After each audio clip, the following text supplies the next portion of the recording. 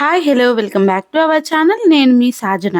ఈరోజైతే ఒక మంచి హెల్తీ రెసిపీతో అయితే నేను మీ ముందుకు వచ్చేసానండి.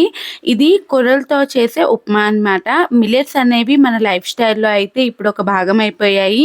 మరి దాన్నైతే హెల్తీగా అలానే టేస్ట్ చేసుకోవాలి కదా. ఈరోజైతే ఇంకా కొర్ర ఉప్మా అయితే చూపించేస్తాను చాలా ఈజీగా.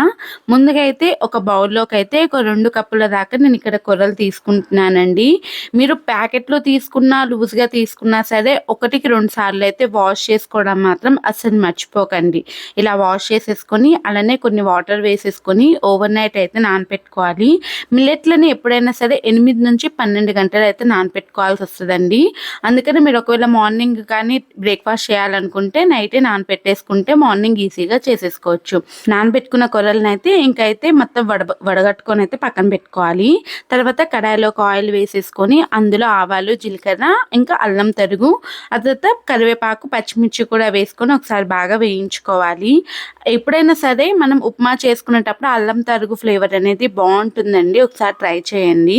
ఆ తర్వాత సన్న తరి పెట్టుకున్న ఉల్లిపాయలు, అలానే క్యారెట్, పచ్చబటాని అంటే మీకు అవైలబుల్గా ఏ కూరగాయలు ఉంటే ఆ కూరగాయలు అయితే వేసుకోవచ్చు. తర్వాత ఒక 2 టమాటోల్ని కూడా ఇలా సన్నగా తరిగి వేసేసుకొని ఒకసారి బాగా కలిపేసుకోవాలి.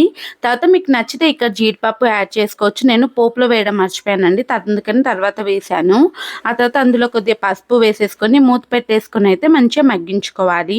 ఇలా బాగా మగ్గిన తర్వాత అయితే ఇందులో వాటర్ని అయితే యాడ్ చేయాలండి. 1:3 రేషియోలో అయితే యాడ్ చేసుకోవాలి. ఇక్కడ నేను 2 కప్పుల దాకా తీసుకున్నాను కదా కొర్రలు, కాబట్టి నేనైతే ఇక్కడ 6 కప్పుల దాకా అయితే నీళ్లు వేసుకొని అందులో సాల్ట్ వేసేసుకొని మంచిగా మరిగించుకోవాలి. ఇలా మరుగుతున్నప్పుడు మనం నానపెట్టుకున్న కొర్రలను అయితే ఇందులో వేసేసుకోవాలి.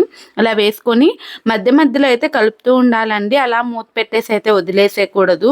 మధ్య మధ్యలో కలుపుతుండాలి, లేదంటే మాత్రం అడుగంటే అవకాశాలు చాలా ఉంటాయి.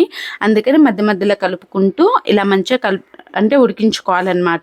ఒక 10 మినిట్స్ అయితే హైలో పెట్టుకొని ఒక 15 మినిట్స్ సిమ్లో పెట్టుకున్నామనంటే ఈజీగా మనకి మంచి మిల్లెట్ అనేది ఉడికిపోతుంది అనమాట. కూరలన్నీ కూడా ఇలా బాగా ఉడికిపోయిన తర్వాత కూడా స్టవ్ ఆఫ్ చేసుకొని ఒక 10 నిమిషాల తర్వాత మనం సర్వ్ చేసుకున్నాము అని అంటే మంచి హెల్దీ రెసిపీ అండి. కొర్ర ఉప్మా అయితే రెడీ అయిపోతుంది.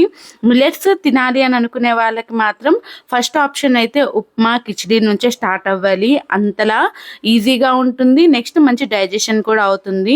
ఇలా మంచిగా ఫైబర్ రిచ్గా అయితే కూడా చేసుకోవచ్చు. ఈ వీడియో మీకు నచ్చిందని అనుకుంటున్నాను. ఈ వీడియో మీకు నచ్చితే లైక్ చేసి మీ ఫ్రెండ్స్ అండ్ రిలేటివ్స్తో షేర్ చేసుకోండి. మరిన్ని కొత్త వీడియోస్ కోసం మన ఛానల్ సబ్స్క్రైబ్ చేసేసుకోండి. ఇంకో వీడియోతో అయితే నేను మీ ముందుకు వస్తాను.